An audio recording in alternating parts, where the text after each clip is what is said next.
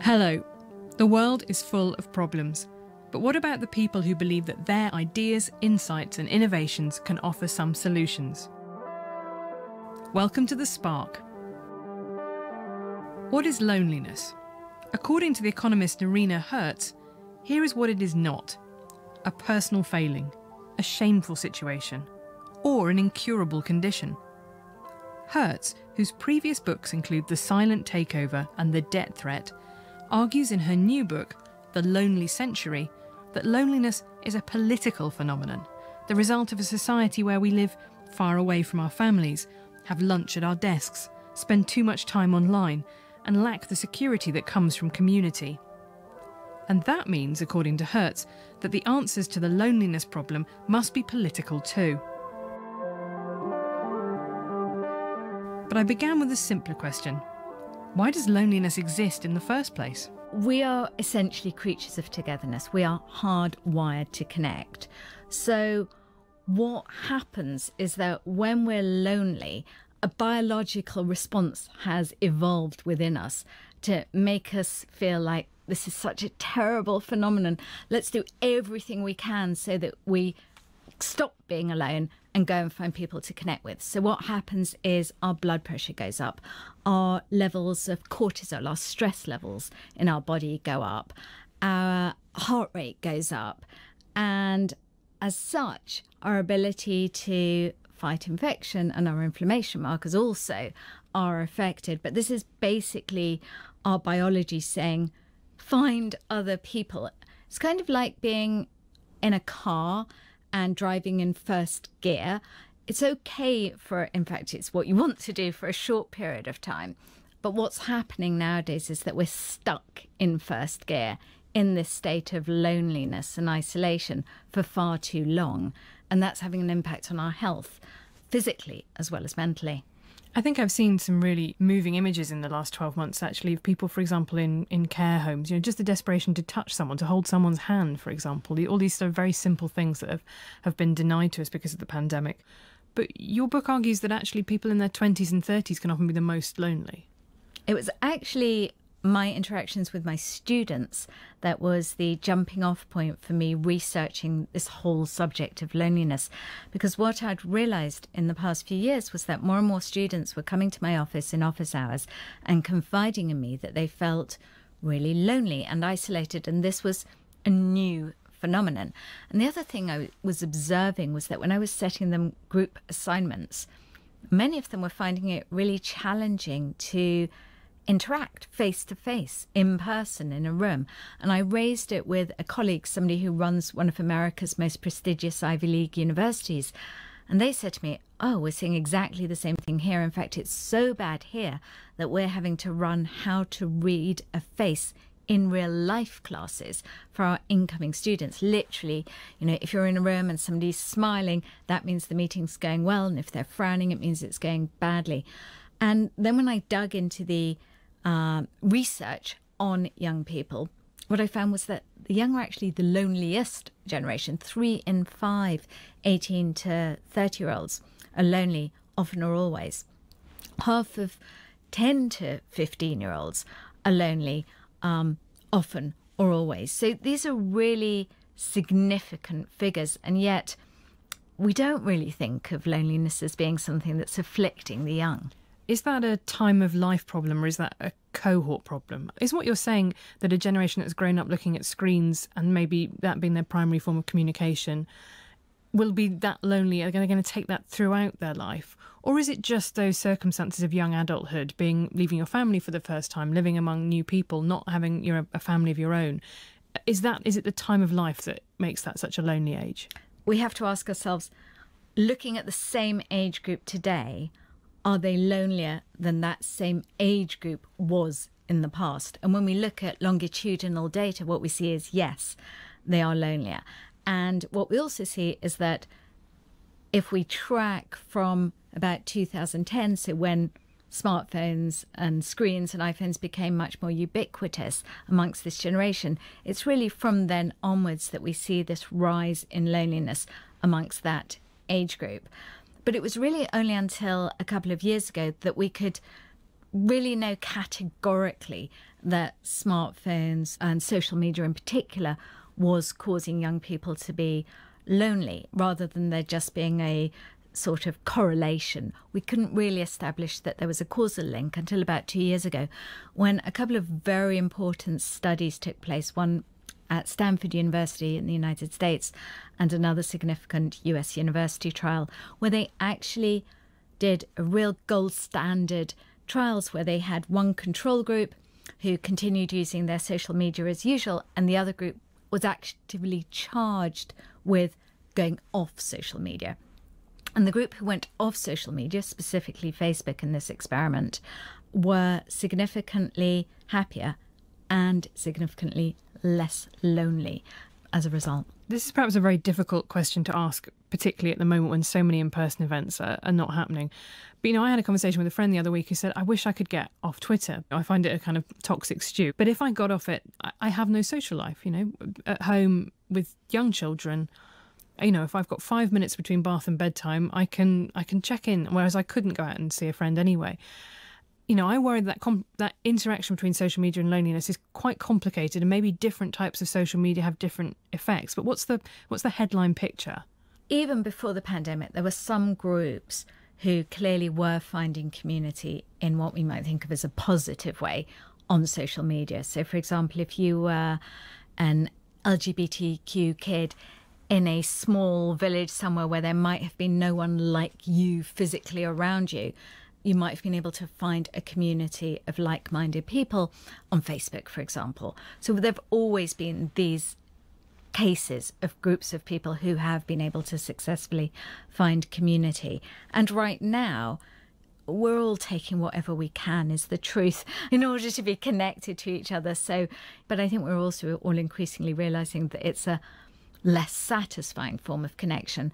But when it comes to social media, I started my research really very agnostic on this, and I really wanted to understand, was it a net good or a net negative? And I've really come out very clearly believing that it's a net negative when it comes to loneliness, especially for the young.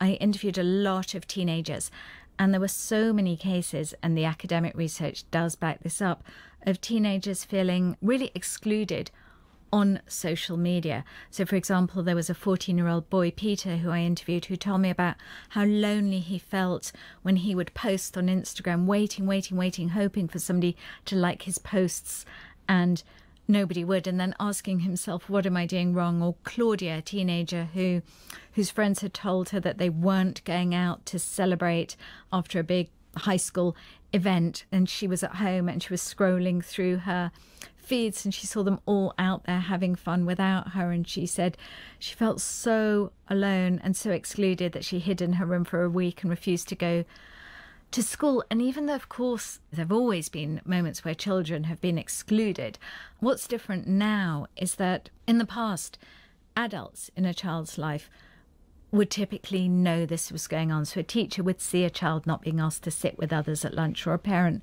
would see that a child wasn't being invited out with their peers.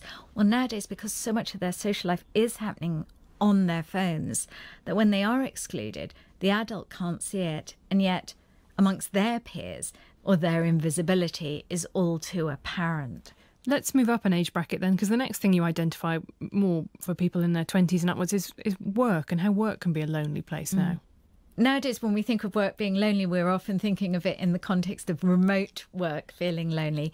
And it is true that remote work is a particularly lonely form of work. And we're really seeing that play out now with surveys of people at work. But even before the pandemic, the workplace was a really lonely place. In the US, 1 in 5 people don't have a single friend at work. It's some surprising culprits, actually, for why the workplace has become so lonely. For office workers, the open plan office is something that actually surprisingly plays a significant role. You'd think of the open plan office. You say surprising, but I would be hard-pressed to find anyone I know who goes, I love other people's telephone conversations, cannot get enough of sitting in the middle of all of them. But as you write in the book, employers like them because they're cheap. Yes, I mean, much less cost. But also when companies are making that transition from office to open plan, really sold as, oh, this will make you connect so much better and collaborate so much more and feel so much more connected. Yet the research shows that when companies have moved from offices or cubicles to open plan spaces, fascinatingly, people actually speak to each other far less face-to-face and instead communicate much more on email or via messaging, which, as you say, actually makes sense because you're not going to have an authentic personal conversation with everyone else listening in. And I used to work in an open plan office and I would wear noise cancelling headphones just so that I could get the work done, which hardly is a signal, come and talk to me. Do you think that the developed world, or the West, however you want to phrase it, is more lonely? Is the price we pay for all this, liberalism and self-actualization and going off and living your dream of living in a, little boxy apartment where you kind of, away from your family and those traditional structures, is the price of that increased loneliness? So there is a body of research now which does show that the more individualistic a society, the lonelier its citizens are. When it comes to professionals, part of the problem is they're working all hours, don't have time, neither to invest in their relationships outside of work, their families, their partners, etc., but also in their relationships in work because they're just focused on work, not aided by the fact that whereas in the past people would have lunch together, would sit down together, would take breaks together, that now doesn't happen. People eat al desco on their own, often scrolling on their phone at the same time. In fact, research shows that companies that eat together, not only do people feel much more connected to each other, but they perform better. There's research in my book about firefighters. Companies of firefighters who eat together perform twice as well as companies of firefighters that don't. Before we move on, what's the kind of core of your solution? I argue that loneliness's drivers are structural, and as such, politicians, governments have a real role to play in fixing today's crisis. But I also talk about the fact that we as individuals have a role to play too. So this isn't only a top-down solution, nor is it only a bottom-up one. Instead, I'm recognising that the state and us as individuals have so much that we can do too. Before we dug into that, I wanted to ask Noreena Hertz about her own experiences of loneliness. Both the strange, alienating encounters she put herself through for the book, but also much earlier. As a child, she repeatedly fell ill with tonsillitis, which she ascribes to her feelings of loneliness and exclusion. So was that the time in her life when she felt most lonely? So it was a really horrible year. I was 7 years old. Sharon Potts dominated the playgrounds and I was being excluded, not invited to jump rope or play hopscotch. That was a lonely period of my life for sure. But I'm sure everyone listening in, I've had other periods of loneliness too. In my 20s, I worked in Russia. This was in the early 90s, and I was often in very, very remote parts of Russia. And I remember being in one place in Nizhny Novgorod where I was literally sleeping in a hospital sanatorium. So I was in a ward, but just me by myself in this room, because that was the only place I could stay. And I remember wanting to phone home and wanting to phone my dad.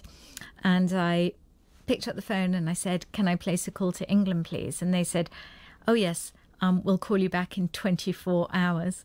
And I remember thinking, oh, I feel really lonely now. So, yes, I've of course had periods of loneliness. What did you do then? Did you manage to make friends there in the end? I was really fortunate in that I did make friends. There was one woman, Marina Zaslovskaya, who I became really close to. I was working for the World Bank and I was involved in some of the very early privatizations of Russian factories. And she was a manager in one of the factories we were working on. And she was really kind to me and she would invite me to come over to her home. And because it was very hard to physically get around, I would go over and I would sleep the night there. And they had a tiny apartment. It was her and her husband and their son. And they would put up a camp bed for me in the kitchen. And I would sleep there and hang out. And they would bring, lovely food for me, which was at the time really hard to secure. And it was people like Marina and the kindness of people who I met that really helped me through what otherwise would have been a really, really hard period. Tell me about your fake friend. I had in my research discovered that you can rent a friend, that there is a website which has over 620,000 friends to rent on it. And I thought, I need to see what this is about. And when I was in New York, I rented Brittany for a few hours. Brittany was an Ivy League Cornell graduate. We arranged to meet in a She cafe in downtown Manhattan. I was a bit worried in advance because, I didn't know, was it really covert speak for something untoward, but it wasn't. It turned out, thankfully. And I went and I met with her and we spent actually a really nice 3 hours together.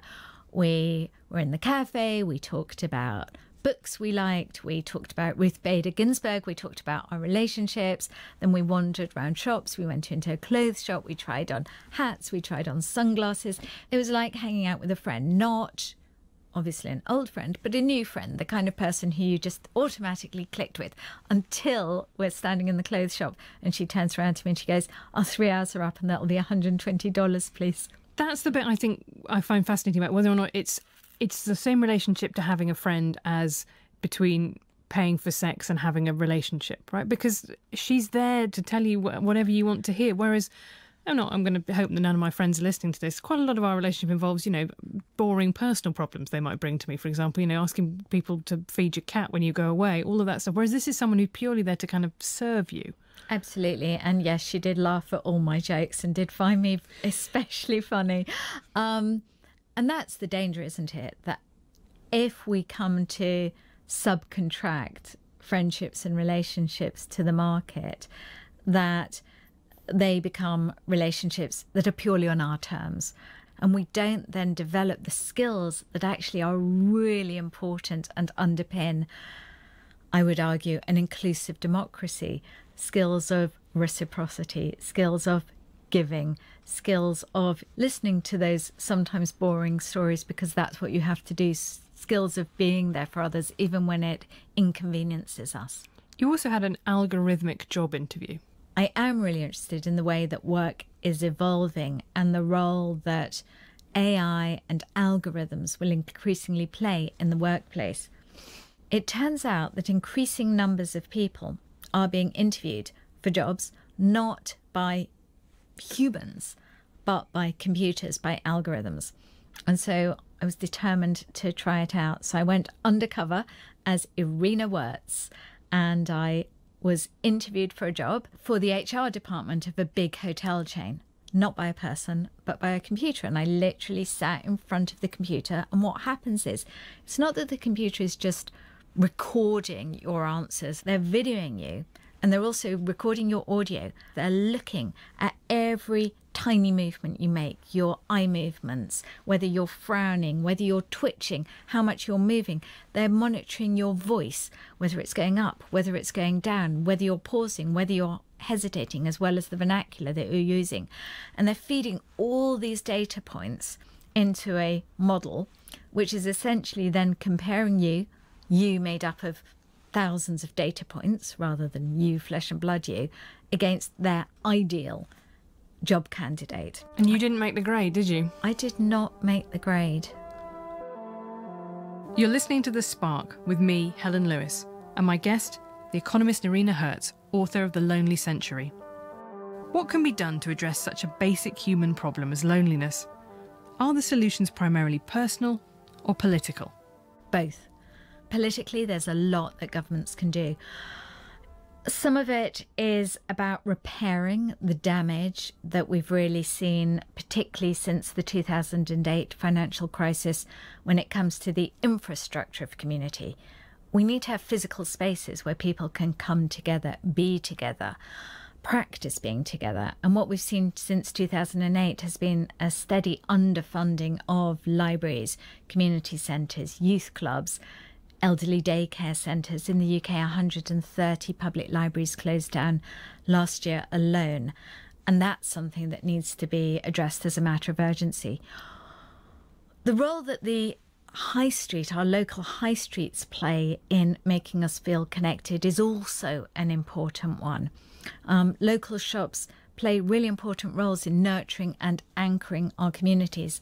Again, what we've seen in recent years, and undoubtedly, unfortunately, will be accelerated now because of the pandemic, is an increase of empty shops on high streets. In Belgium, the government has taken action. What they've done is they impose an empty shops tax on shops that are left empty for protracted periods in order to incentivise landlords from not just waiting and holding out for higher rents, but actually getting the place rented and let. The Prime Minister of New Zealand, Jacinda Ardern, has put loneliness as well as other measures of well-being right at the heart of her budgetary decision-making.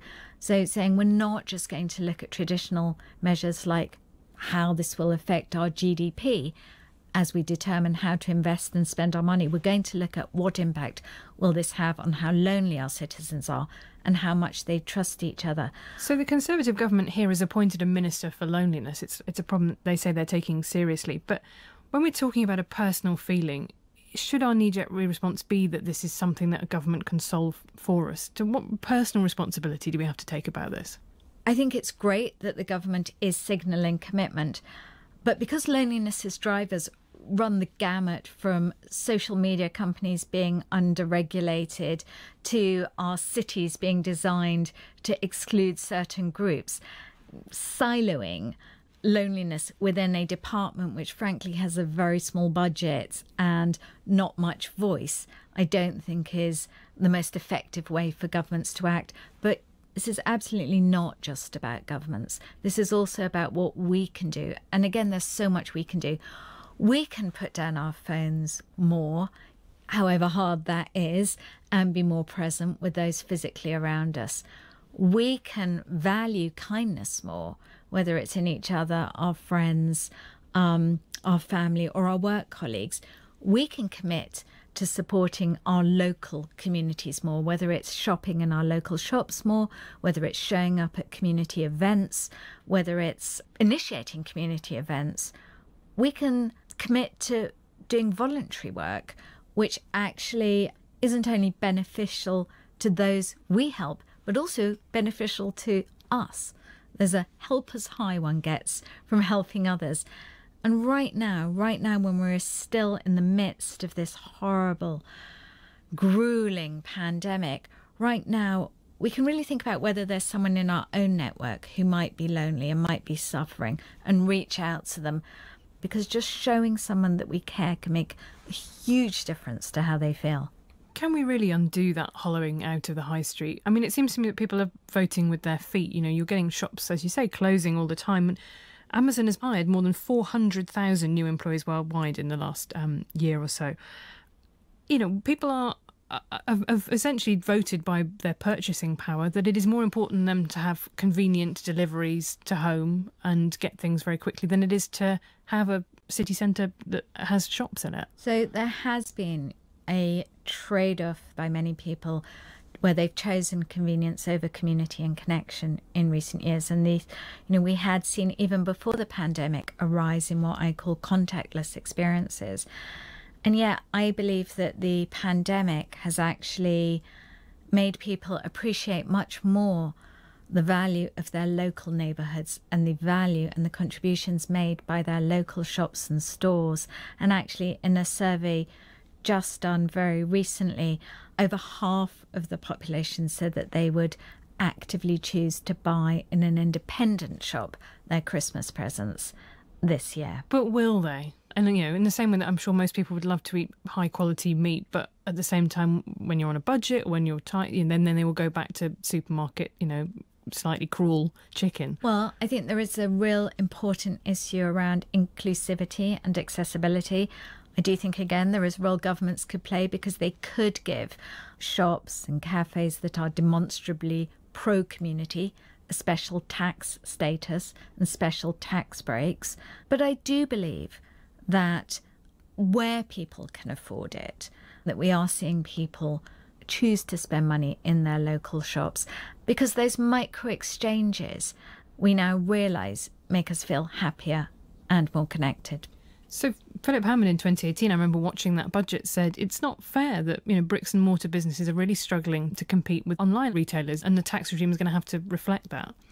So there are changes you could make there. Are there other things that we can do to make it easier for those small interactions to happen? What are the policy levers here? Well, part of it is obviously about levelling the playing field so that there isn't such an advantage that retailers currently have in terms of tax status, for sure. Part of it is about having a new type of company, a pro-community company, which gets specific tax breaks. And you want a robot tax? And part of the problem, and it's something that we're not talking about at the moment because we're so focused on the pandemic, but a problem that we will face that will be really significant in coming years is the displacement of human labour by robots. And as such, yes, I would countenance a robot tax, which is essentially disincentivizing employers from automating too quickly. And it's something that actually South Korea has recently initiated. So this isn't a Luddite position. They're probably one of the most technology-driven countries in the world.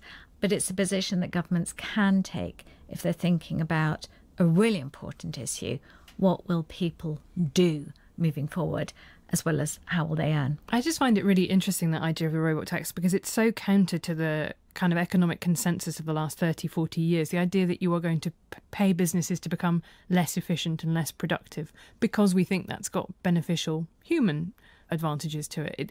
It would require quite a significant thinking from our current economic model. Yes, but I think we've come to realise increasingly in recent years, especially as we've witnessed the rise of right-wing populism across the globe, that people who feel disenfranchised, marginalised, and often these are in areas which have experienced disproportionate levels of automation already, are people who feel very angry about democracy as it is and are turning disproportionately to right-wing populists across the globe. So for the sake of political stability, which then has an economic impact, there's an economic case for doing this as well. Can we talk a little bit about relationships? There was a brilliant piece by the journalist Claire Bushy in the Financial Times which said a lonely world would be better served if there were more models and more visibility for cohabitation between non-romantic partners. And then the Conservative columnist David Brooks in The Atlantic, which I write for, argued for a return to extended clans. He called the nuclear family a system that liberates the rich and ravages the working class and the poor. Do you agree with that? Do you think we need to fundamentally rethink how we live together and that idea of the nuclear family being the preferred unit? In my research, I looked quite a lot at the rise that we'd been seeing before the pandemic of co-living spaces. So this was part of what I call the loneliness economy, the market stepping in, seeing that there was a problem and trying to solve it. And the idea of co-living spaces is one that I really like, you know, that you could have shared common spaces and have people to hang out with and do things with, and, you know, yet have your own place where you slept, and then you would feel connected to other people on a day-to-day basis. In practice, the way that it's currently playing out in many places is that because of the kind of people who typically are going to live in these co-living places, not people with necessarily a communitarian ideal who particularly want to muck in, also aided by the fact that these co-living spaces are actually selling so many services alongside, so cleaning, dry cleaning, that nobody actually has to do anything. They're not turning out to be these community centres that some might have hoped they would be. There are exceptions, and the exceptions tend to be ones actually where the members are charged with doing things.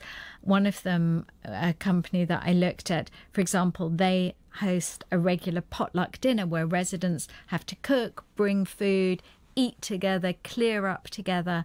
And it's through doing things together that people feel connected. So I do think there are actually really exciting ways that we could rethink how people live together intergenerationally as well. And there are some really great schemes in the Netherlands around intergenerational living, so pensioners and students living together. But I think key for these kind of co-living spaces to work is that, firstly, the people living in them actually want to be part of the community and realise that community takes commitment. It's not something you just pay for and receive. And also that they facilitate members really doing things with each other. And tell me about link workers, because that wasn't a concept that I had encountered before. A recent scheme in the United Kingdom is called social prescribing, and that is where attached to a GP surgery are people who will actually help patients who are feeling lonely and isolated to find things to do to connect with others. So might be able to point them to a local art class or point them to a sports activity they might like, and help them navigate finding the place and joining a place, and hopefully kind of cheerleading them on their journey, because if you are feeling lonely or isolated, this can feel quite daunting to do. It's a new scheme, so we don't yet really know how well it's panning out. Its aspirations are great. Let's hope that it plays out like that, and also that it gets the funding that it will need. But how do all these ideas sit in a broader political context? Not only the huge debts already incurred by governments during the pandemic, but the role of religion and the family and the risks of authoritarianism. Is Hertz casting loneliness as a symptom of extreme free market capitalism? And if so, is that fair? There have always been different models of capitalism. An Asian model of capitalism, a Scandinavian model of capitalism, a continental European model of capitalism. Models of capitalism which have had differing degrees of emphasis on the individual versus the collective. But ever since the 1980s, really what we've seen has been one particular form of capitalism take hold across the globe. The form championed initially by Margaret Thatcher and Ronald Reagan. It's called neoliberal capitalism. It's a particularly harsh, I would argue, form of capitalism insofar as it really is a very I-centric form of capitalism, which really has valorized selfishness and selfish behavior, seeing that as not only the way we do behave, but the way that we should behave. So that neoliberal mindset in which we increasingly focused on ourselves, and we're increasingly encouraged to, in part because that was a rational response, because as the state withdrew and we couldn't trust a state to be there for us, well, we had to trust ourselves. That kind of society was always arguably going to be a more lonely one. But neoliberal capitalism also playing a part in today's loneliness crisis because it presided over a significant rise in inequality, both in wealth and income, meaning that increasing numbers of people did feel, and actually were, marginalised, left behind, forsaken, forgotten. So it's for those reasons that I see neoliberal capitalism playing a significant role in how we got here. And again, yet, my challenge to you would be that people do vote for right-wing governments. I don't look at any country around the world and think that anyone's going to give communism another go in this century, for example. I cut my teeth in Russia just after the collapse of the Soviet Union. I saw firsthand how disastrous communism was, both economically but also for its citizens. I'm not even slightly anti-capitalist. All I'm saying is that there was a particular type of capitalism, a particular brand of capitalism that became the dominant form. And there always were other models of capitalism. I'm actually really excited about the innovative capabilities of capitalism and the role that it can play in helping people come together and helping people feel less lonely. And if we look at something like social robots, I actually feel quite encouraged at the role that they'll be able to play in helping people feel less lonely. So these are robots you might, for example, put in the home of an older person that can do basic tasks around the home, but also provide someone that they can talk to. There are robot pets, aren't there, for people who can't have pets in care homes, for example? Yes, and in Japan, where the take-up has been strongest to date, there you see elderly people knitting bonnets even for their robot friends because they've become so attached to them. And there was one company that shipped thousands of their robot to America, to pensioners in America during the recent lockdowns. And the testimonies of the pensioners there are actually very moving. People saying, I would have felt so lonely had I not had my friend in LEQ, that particular robot. There were a couple of things I was a bit surprised there weren't more of in the book, and one of those was about a role for religion. You know, in lots of communities, the rabbi or imam or vicar or priest is the person who comes around and visits people in hospital, visits people at home. Church and other religious attendance has fallen. The secular world hasn't really moved into that gap for lots of people. How do you feel about that? I do in the book acknowledge the role that religion has traditionally played in making people feel more connected. And religion also played an important role in bringing different kinds of people together. Sunday Mass was often a place where, for example, people of different socioeconomic groups would be congregating. So religious spaces often did offer that as well. So I do talk about that. But what I believe is that we shouldn't necessarily be looking for traditional religion to be the solution right now, but we should be looking at what are the secular cathedrals of the 21st century where people can come together and congregate and do things together. And what about family breakdown? Is that contributing to loneliness? You know, should we incentivise couples through the tax system or through social pressure to stay together, to keep those family units together? In the same way that you can be lonely in a crowd, you can also be lonely in the wrong relationship. One of the groups who have been increasingly loneliest during the pandemic has been women. And digging into the reasons why that might be, I think one of the causes is likely to be the rise in domestic abuse that we've unfortunately seen during the pandemic. So you can be very lonely in a bad relationship and very, very lonely in an abusive relationship. So I think incentivizing people to stay together, whatever, is actually not a solution here. I think it's about thinking about family, perhaps in a different sense, so that friends are family. And this is something that employers can play a role in, but also there is a role for the state to play here. When we're thinking about, for example, time off to care, you know, that shouldn't just be time off for mothers to care for infants or fathers now with paternity pay. I think it should also be people being given time off to care for a relative or a friend, or even volunteer for their local community. I think allowing people more time to care would enable us to extend what we call family beyond our traditional structures.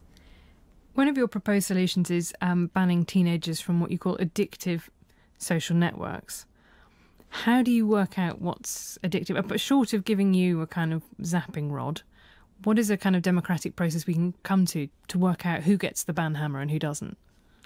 So I would say, and it is a controversial point, but interestingly that now in Norway, where my books come out, it's now really becoming a point being debated very seriously amongst government. As I see it, social media companies are in many ways the tobacco companies of the 21st century, and as such need to be regulated as such, especially when it comes to children. I say it should be left to social media companies to prove that their products are not addictive. Let's put the burden of proof on them. And if they can't convincingly prove that they're not, well, then they don't get the stamp of "you're okay" approval. That's a very, I hesitate to use the word illiberal. It's certainly a big government intervention into the private sector. And I think one that would raise a lot of people's hackles about where would that end. If we start saying to businesses, you have to prove you're allowed to exist, that's a big change to the way that we've currently been structuring the economy. Well, we restrict the free market in loads of ways. We don't allow tobacco products to be sold to children. We insist that tobacco products have particular packaging on them. But tobacco kills you, and that's basically all that it does. It gets you addicted and then it kills you. We have to be slightly nicer about social networks. There are some nice aspects of being on a social network. Yes, but on balance, they are a net negative for people's physical and mental health, and as such need to be taken seriously and regulated. Maybe think of another analogy. If you think smoking is a step too far, think about how people responded to being told that they had to wear seatbelts in their cars, or that children had to wear seatbelts. I mean, huge outcries that this was an affront and this was an attack on our personal freedoms and liberties. And nowadays, of course, we recognise that this is a prudent step. So from a precautionary principle basis alone, I think this is something we should be doing. You want governments to spend money, and we're about to go into a time when that is going to be pretty thin on the ground. We're going to be hugely indebted to pay off all the furlough money, other coronavirus test, trace and isolate systems, and coming round saying, I've got this brilliant thing that I think will pay off in the end, but I need some money up front. I just feel that the door of number 11 is going to be metaphorically slammed in your face. Well, interestingly, in other countries, this is a discussion that is taking place, and the politicians who I'm engaging with elsewhere are really receptive to doing this. I don't know how receptive the government here will be, for sure. But if we look at how austerity played out last time, and how austerity really led to a country that has become more divided and more fractured along so many lines than it was before, we really need to draw a lesson from that. Of course, there are tough decisions that will have to be made, but investing in community is critical. And if governments aren't prepared to do that right now, we will pay a really significant price for it.